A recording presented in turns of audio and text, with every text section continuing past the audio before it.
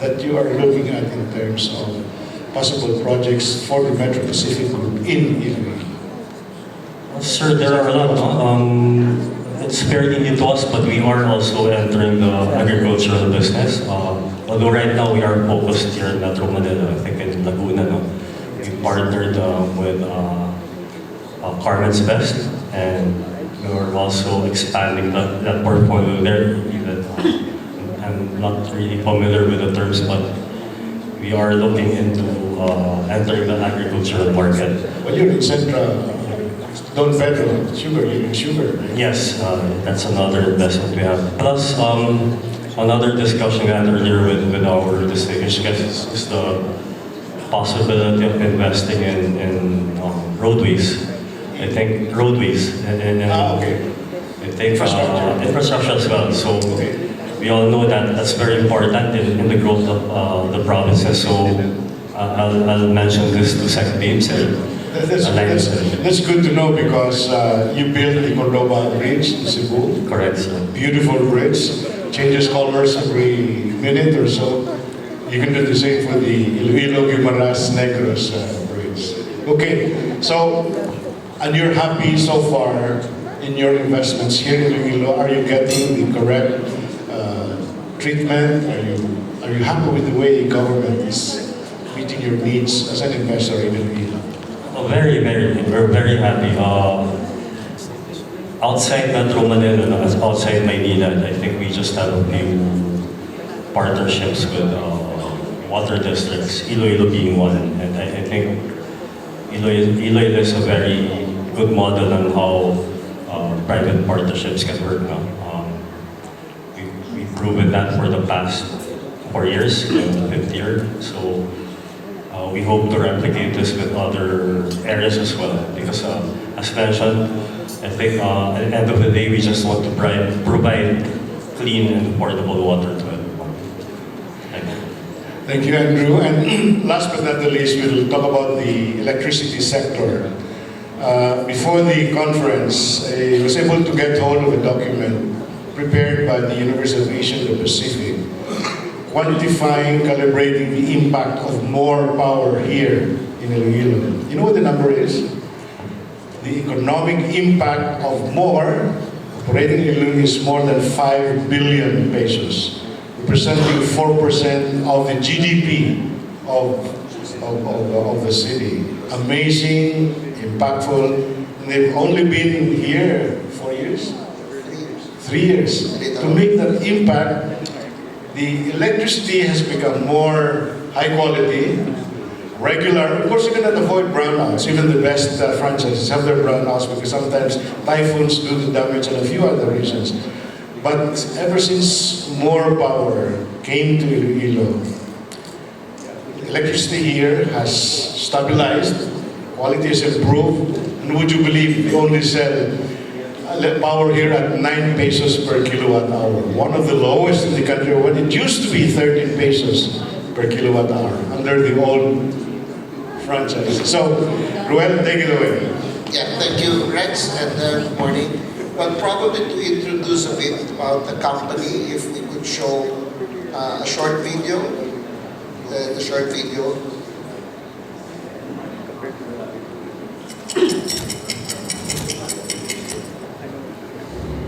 Over the past 3 years, we've achieved remarkable progress in transforming our electric distribution network.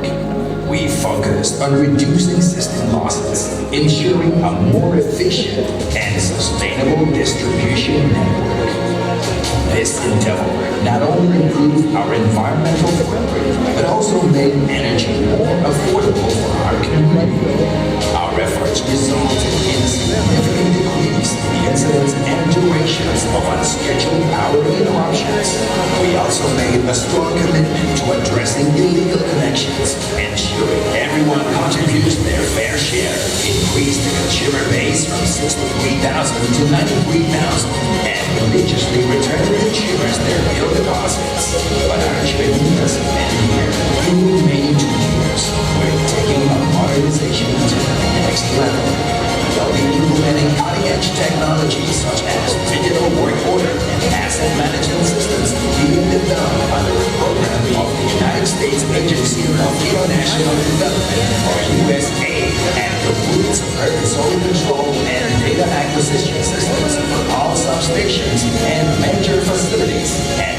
our systems control hub, making our system even more robust and responsive. As our city continues to grow, we are determined to meet the increasing demand for electricity with sustainable solutions. This electric revolution isn't just about infrastructure, it's about community. Let's continue to work together, supporting one another on this journey. Together, we're shaping a brighter, more electrifying future for our city. Thank you for joining us on this exciting path towards a more modern, efficient, and sustainable electric distribution system. Together, we'll power the future of our city run. Okay, well, that's a short introduction of the company. Well, I don't know where to start, but probably, well, 3 years ago when we came in, just to give a little perspective, to where we are now, systems loss at the time was about 30%. Now we are down to about 5.5%, which is within the regulatory cap. Second is in terms of outages, duration and frequency, which we would term as SAIFI. Well, within the last 3 years, we were able to bring it down by over 80%. Meaning in the past, there would be about 2 to 3 outages per month. Now we're actually down to 1 per quarter. So that's about 0.25, 0.28 using the index. So well, because of this impact, I think that's where UANP was able to base the study, because I asked UANP to quantify the economic impact that more power has done for Iloilo in the last 3 years. And the figure that came out was over 5 billion pesos per year as a direct and indirect impact to the economy. I guess all of this, Rex, didn't happen just as a, just didn't happen overnight or I mean, as a magic. Well, it was a commitment that we made when we entered that we would actually be investing. Well, right now I could say it's a little over 2 billion pesos. For facilities and trainings for our people and equipment. That's why we were able to bring down the outages, but more importantly, even the rates. Well, I'm proud to say that Iloilo right now, we have about 40% renewable energy. And in the next 3 to 4 years, we are targeting to hit about 75% renewable energy as part of the as part of our sourcing portfolio. Now, to answer the question, is Iloilo ready? Well, as far as electric distribution infrastructure is concerned, I would say we are. Right now, Iloilo's peak demand is about 130 megawatts. Our capacity for substation is actually good for about 200 megawatts. So, I mean, even if we will be growing at an average of 10% per year, I mean, it's in the next, well, the capacity is still good for about 3 to 4 years. But more than that, by next year, we will be investing actually in additional substations. And as you've seen from the video, the modernization, wherein we will have it already on SCADA, everything will already be on electronic platform that even consumers can actually pay and do inquiries and do apply everything via the electronic platform. So, I mean, that's where more power is right now, Rex. Thank you, Ruel, and it really made a difference. Now, the challenge is really how to make the rest of Iloilo participate in the progress that more power has done for the city and the neighboring towns. The basic problem of the rest of Iloilo is that the co-ops are running the franchises outside of the city, and they're not the most efficient, they're not the most competent, they're not the most the best managed institutions, what are your plans to help the co-ops or help improve electricity in the rest of Iloilo? Yes. Well, actually, I had long discussions with Governor Toto, the congressman, some of the mayors, even Senator Trilon, in the past. And well, I guess what the business proposition that we've actually offered now, and this is taking shape in Bacolod.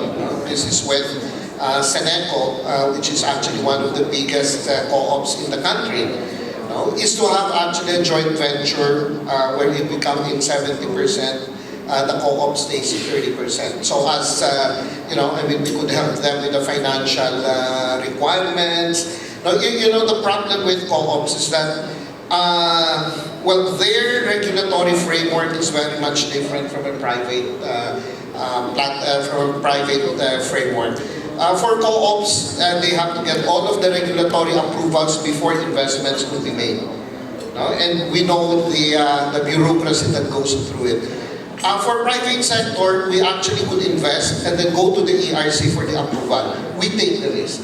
So when it comes to response to the consumer's needs, the framework of a private DU is very much in sync and aligned with the growth of the city, because we could respond immediately. And that is the proposition that we put forward.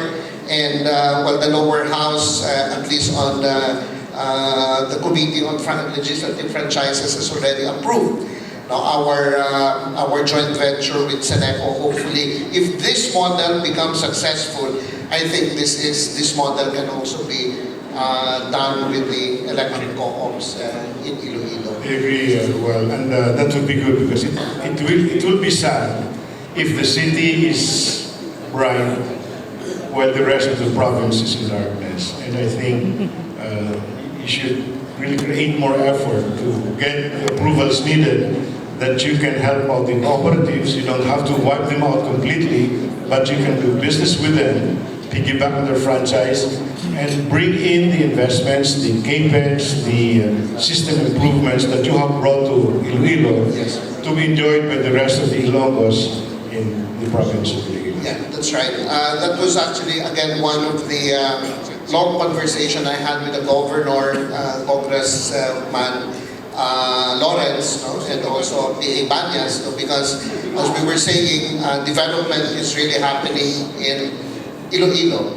But well, if it's only Iloilo city, I think the development would not be sustained in the long term. So the province has to be part of this for the long term. Okay, it's now 12:15. I'm sorry we overshot the time. There was supposed to be one more panel before lunch, but I think the next panel will not mind it if we have lunch first before you resume. Or what about the organizers? Working lunch? Okay. Talagang hard work ang Ilonggo. Okay, so thank you very much, and let's give our gentlemen a big hand.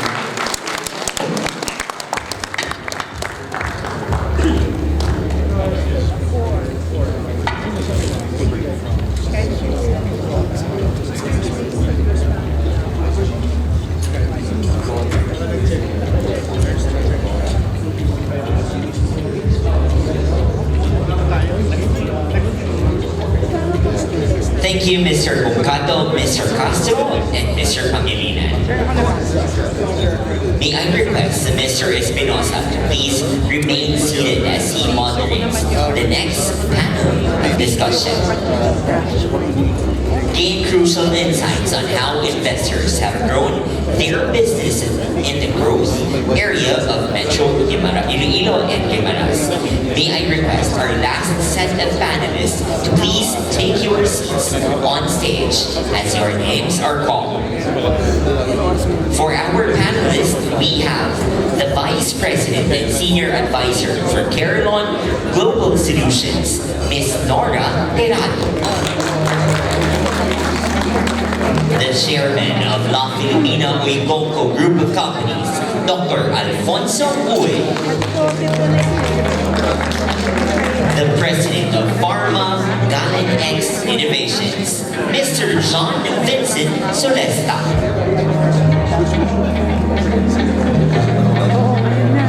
The president and chief executive officer of Ayala Healthcare Holdings,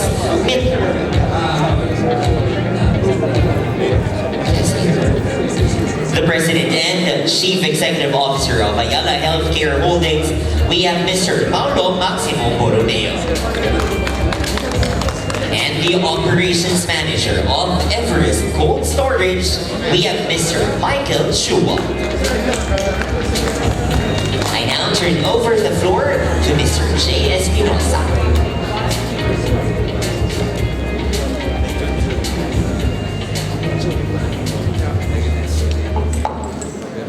So I hope you don't mind I change hats from panelist to moderator. We'll try to make this as efficient as possible because this is already a working lunch already. But I think I need to get this out of the way since we have 35 minutes to go through the topic, which is Metro Iloilo-Guimaras, the strategic choice. So I'll probably go around the table first, ask our panelists to briefly talk about their companies and their business so that people are more or less aware about what you're doing. Hi, good afternoon. I'm Mike Chua from representing Everest Cold Storage. Everest Cold Storage, we are basically cold storage facility. We cater to customers who require temperature-controlled room for preserving the product to keep the freshness. We're located in Sampaguaro, Iloilo City. The company has been in operation since year 2010. We took over 2019 and we are on our 5th year of operation from the previous owner. Besides cold storage, we also offer blasting services. This basically customers who are requiring rapid freezing of their product to preserve the freshness for long storage. So that's it. Good afternoon. Thank you very much to our leaders in government. We really appreciate your presence and your support. I'd like to recognize my colleagues who are site leaders of Iloilo. We have Judy and also can you please be recognized? So they are the leaders in the right. I have one slide if it's efficient for you to bring it up. Next slide, please. So I belong to a company which was organized in the Philippines as Legado Health Technologies. Today, it is called Carillon Global Solutions Inc. We are a fully-owned subsidiary of Elevance Health. It is a leading health benefits insurance company in the United States, serving over 45 million members. We were incorporated in December 2019 in the Philippines. And we started our commercial operations in Manila in November of 2019 and Iloilo in October 2020. And we built 4 sites within those years during the pandemic. We grew 8 times the headcount since our inception. I am the founder of Legado, now Carillon. It is from 0 to now 8,800. And Iloilo, thank you. And in Iloilo, we have about 3,700, which is on a steady state because of some concerns on infrastructure, like building space and the like. So what we do is that we do IT and specialized services focused on healthcare. And with this, I would like to say more stories about our experience. Let's not talk about the second slide. I'll talk about it later. But thank you very much, because today We have grown our revenue and are now profitable in just 2 years, and we increased our revenue 12 times since our inception. Hi, so I'm Paulo Romeo. I represent AC Health and the Ayala Group. I'm the president and CEO of our healthcare business, and I'm also managing director of Ayala Corporation. We've been long-time investors in Iloilo, I think dating back to 1897, right, when we opened the first BPI branch outside of Manila in Iloilo. So we still obviously have a few dozen branches in Iloilo for BPI. Of course, Globe has invested heavily in Iloilo over the years, but most especially Ayala Land has been quite a long-term committed investor in Iloilo. Proud of our Tria development. I was talking to Tito Rex earlier. Of course, we'll continue to improve it over time. We are building a new phase of our Tria development there. We'll have 2 new BPO towers, as the mayor said, and we'll refurbish and reinvigorate the mall because I keep getting complaints that the roof is caving in and the facilities are not so good. So we'll continue to develop that. And we have other projects, of course, within and across the province. We have a tourism estate in Sicogon, in northern Iloilo. And I think the governor mentioned earlier, we have a wind farm po in Guimaras, 54 megawatt wind farm. So throughout the Ayala Group, Iloilo and Guimaras, the region has been a major priority area for us. In AC Health, in 2014, we established the Qualimed Hospital, which we acquired in 2021 and have since rebranded to the Healthway Qualimed Hospital of Iloilo. Proud to say that earlier this year, we launched the first IVF facility in Western Visayas. So we're very proud that now in the region, women and families have access to next generation fertility treatments, which we believe can be a game changer in the Western Visayas. We continue to build out our network of facilities in Iloilo, our healthcare facilities. So aside from Qualimed, we have a dozen Generika franchisees and company-owned stores in and across Iloilo. And we are in constant discussion with the government, including Governor Toto, on how we can help capacitate some of the district hospitals across the region. So we're very much enthused and encouraged about what's happening in Iloilo. We've always admired Iloilo, I think, of all the provinces and regions that we do business in.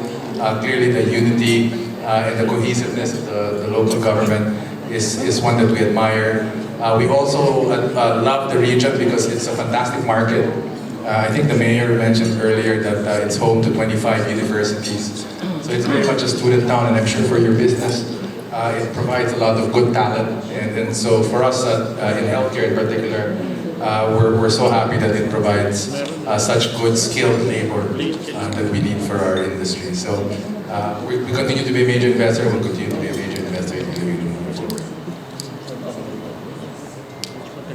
Hello, good afternoon everyone. I'm John Vincenzo Diesta. I represent the pharma manufacturing sector of Iloilo City. And our plant is Maritime Industries Incorporated. It started by my parents and my mother, especially Maritime Diesta. We are manufacturing essential home remedies, and that is basically manufactured and distributed in Iloilo and the surrounding region. In 2013, I also founded the company, Galinex. We manufacture, based on research, products that are also home remedies, but these are offered to medical professionals such as medical doctors, pharmacies, nurses, and other allied professionals. We are also collaborating with universities in Iloilo City, and we have research on different topics such as antibiotics from natural products such as Catios and Philippine honey. We have seen potential as for these products to be antibiotics, and this is first in the Philippines and also in Iloilo City. We also have research interests in tissue engineering. We will be making lab-grown human skin and also bioprocessing and biotechnology. Good afternoon, everyone. Ours is an Ilonggo company. The Filipinas started doing business in Iloilo in 1901. And during the 122 years, it has evolved from a retail, grocery, and bakery into wholesale trading, distributor, exporter, and finally into an agro-based manufacturing enterprise in the mid-1980s. We now operate 3 flour mills, one in Iloilo, one in Manila, and one in Bataan. We operate 4 feed mills, again one in Iloilo, always Iloilo first. One in Iloilo, one in Manila, one in Isabela in the north, and one in Davao in the south. And right now, we are building a new feed mill in Gore, Iloilo City, right next to where we have our own private port. We also operate pig farms located in Bulacan, Pampanga, Nueva Ecija, and Batangas. We operate a sugar mill in Capiz. We operate a grain terminal in Bataan and a private port in Iloilo. And we also invest in the power plant in Iloilo as well as in Mindanao. And we import and distribute fertilizers, animal feed, ingredients, and agrochemicals. Thank you so much, Dr. Huy. So that's a lot of diverse business interests in Iloilo right now. I think I'll start off by directing the first 2 questions to Ms. Nora and to John. I think you coming in and setting up something here in Iloilo, I think it would be instructive for our audience, for them to better understand what were your considerations in picking Iloilo as your investment site. No? And how has that experience been thus far? Has that decision been justified, no, in picking Iloilo above other locations, for example? Thank you for that question. Can I bring the next slide, my last slide? A lot of things have been told about Iloilo, but I'd like to focus on what's different. What's different if from the reasons why we're here. To be honest with you, when we started, the investors had the intent to get to Cebu. But being an Ilongga and knowing the total package of Iloilo, I sort of tried to convince them to visit, to have a side trip to Iloilo. And you know, it's now history. We're there. Yeah, the rest is history. A lot of things are similar in Iloilo City in comparison with the other locations. But what makes Iloilo different is its complete package. The complete package around the alignment of the investor in its goal with what Iloilo can offer. And this would be their unique value proposition. The unique value proposition are natural advantages as well as the human side of Iloilo City. Of course, the strategic location is important, and I'll talk about the natural advantages. Of course, it is located in the central Philippines. And for IT PPM operations, we have to have a robust business continuity plan. And you know, in the Philippines, we have a lot of typhoons. And so if you, the Iloilo strategically located is actually protected from the initial rage of typhoon that's coming from the Pacific. Additionally, the grid, electrical grid, is different from that of Luzon, and we are majorly located in NCR. So that's, then there are other things. I think the other why we are in Iloilo is because of the experience. Why? We are in Iloilo because at the initial stage of the visit, we did not intend to meet government officials. The proof of the pudding is in the eating. And so we looked at the ecosystem. The ecosystem around how Iloilo can position us for growth. So we've spoken about the people advantage, the demographic dividends of having a young generation in the workforce, and also the focus of Iloilo City in healthcare and education. I think that the cost of living index is just natural in a sense that because it is countryside, labor is not necessarily cheap because we don't like cheap. We pay for skills. So, we pay for productivity.